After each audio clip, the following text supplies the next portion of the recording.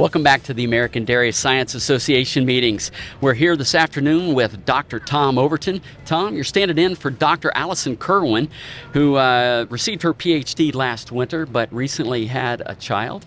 So she's not able to join us, but you're here instead, and we hope you can do a fine job for her. I won't do as well as Allison could, but I'll do my best. Yep. Tom, I brought two co-hosts with me today, Dr. Pete Morrow. Pete, give us a little bit background about yourself. Sure, Scott. My name's Pete Morrow. I joined Balchem here in the past 6 months. I've just started my career in the last few years in the industry side after spending 16 years as a private practice dairy veterinarian. And Jeff, give us a little background on yourself. Well, I think you got a little background earlier, but I've been with Balchem now for 12 years, technical service, traveling domestically as well as globally. All right, very well. Tom, the paper that we're going to be reviewing is titled Relationship of Blood-Based Indices of Liver Health During the Transition Period with Performance and Health. What can you tell us about the research project? Yeah, so we got into this a few years ago. So, some researchers in Italy, Bertoni and Trevisi, a number of years ago, created what they called a liver functionality index. And so that was based on, things you can measure in the blood like bilirubin, cholesterol and albumin, which represent different aspects of either acute phase response or liver metabolism. And in smaller data sets, they related it pretty nicely with, in other words, cows with poor liver functionality index, had poor outcomes anyway in transition. The one limitation that from my perspective that they had was, in what they developed, they required, sampling the same cows at like 2 and 28 days in milk. And so from the standpoint of our approach, where we want to try to, determine and develop, markers that the industry can use, there's kind of some limits of practicality in terms of doing, 2 time points in the same cow, at that time frame. So we really wanted to see if we could adapt it to a 1 time point type index. Very well. I'll toss it over to Jeff and Pete, dig into some of the data. I was just wondering if you think that this could be a good predictive measure possibly in the future to know which cows maybe we should be looking after, or we think that maybe we know they're going to be successful based on these indices. Yeah, so I think that's a great question. I mean, one of the things, at least at this point in time, amongst multiple data sets, at least when relate to cow level outcomes, we do see with our single time point type approach, and we've looked at a few different ways now, that is even just a 1 time point approach is associated with, poor outcomes, whether it's health, production, et cetera, during transition. I had a grad student here with a poster, Tate Nelson, a PhD student of mine. He actually looked at different time points and then compared to kind of the liver functionality index time point. And actually 2 days in milk was actually not a bad time to make that measurement. So I think, that may offer the opportunity to at least identify early cows that may be at more risk for poor outcomes.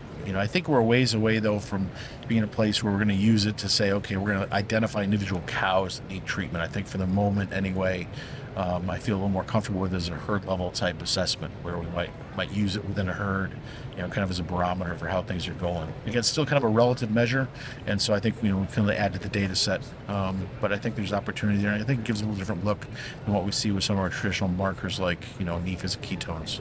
So Tom, why do you think right now there's a limit to it being a cow marker versus? Well, I just think so again, right? These epi studies are all about more risk versus less risk, right? So I mean, when you go over a certain threshold or things like that, I think again, as a relative marker, there's unlike with things like NEFAs and ketones, right, where we can say, okay, that cow with 1.2 millimolar blood ketone, but BHBA or more, right? She's at more risk for things. We don't have a single value that we can use at the herd level to be able to say, okay, she's at, in general, it's more of a relative type basis, right? So it's a little less handy from the standpoint of being able to interpret for individual cow use at this time, I think. So let's pretend we can find that one biomarker, haptoglobin, whatever it may be. Yep. And we have a number for it. What's it going to take to be able to do that on a daily basis, like we do like BHBA. Yeah, I think one of the things too. I mean, this, you know, you look at analytes for these three markers anyway. At least as Bertoni and Trevisi, but then us, you know, incorporated into this index. You know, you're looking at $16 to $20 a sample, right, for analysis. So we're not going to be running this like you do BHBAs at the herd level, right? Yeah. I think that's pretty clear.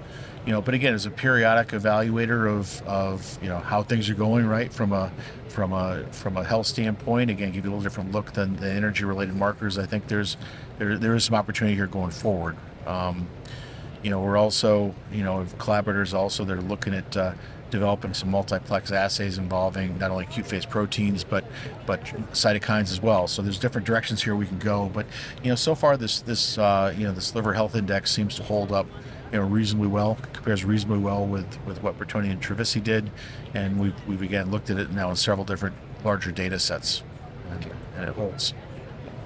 If you had the opportunity, or which additional acute phase protein would you add to a indice like this to maybe explore other options, maybe more, whether it be sensitivity or specificity for this type of test? Yeah, I think, you know, again, you know, our previous work that we've already talked about with haptoglobin, right? I mean, that one's pretty well established as, you know, there's probably no perfect marker, right? But that's probably reasonably well established anyway.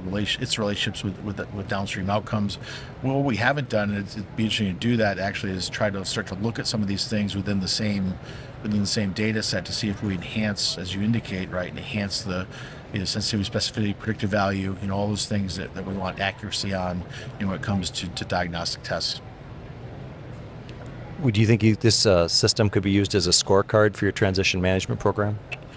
I think potentially, right? I mean, you know, so one of the things that you know, to some extent you're kind of comparing it to population. So you're comparing either within a herd against itself, right? Or potentially over time, you know, if we have larger numbers of data out there, larger samples, larger number of herds collected, you can kind of look at where your herd stands relative to maybe others, right? And so so I do think there's opportunity there to look at some of these things. You know, I was going to be careful to benchmark too heavily, right? But at the same time, I think there's value in having some reference numbers and then comparing to them.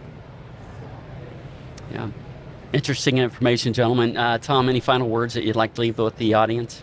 Yeah, no, again, you know, it's fun here at meetings, our first in-person meetings in 3 years, and so it's fun for our students to get back out here. I've got 3 students here that have never attended an ADSA meeting before, and they all have posters, and so it's a great opportunity for them to get some exposure, and thanks to y'all for doing this. Yeah, well, thank you for helping us out. Thanks. See you next Pleasure. time. We'd love to hear your comments or ideas for topics and guests, so please reach out via email to anh.marketing@balchem.com with any suggestions, and we'll work hard to add them to the schedule. Don't forget to leave a 5-star rating on your way out. You can request your Real Science Exchange t-shirt in just a few easy steps. Just like or subscribe to the Real Science Exchange and send us a screenshot along with your address and t-shirt size to anh.marketing@balchem.com. Balchem's Real Science Lecture Series of webinars continues with ruminant-focused topics on the first Tuesday of every month, monogastric-focused topics on the second Tuesday of each month, and quarterly topics for the companion animal segment. Visit balchem.com/realscience to see the latest schedule and to register for upcoming webinars.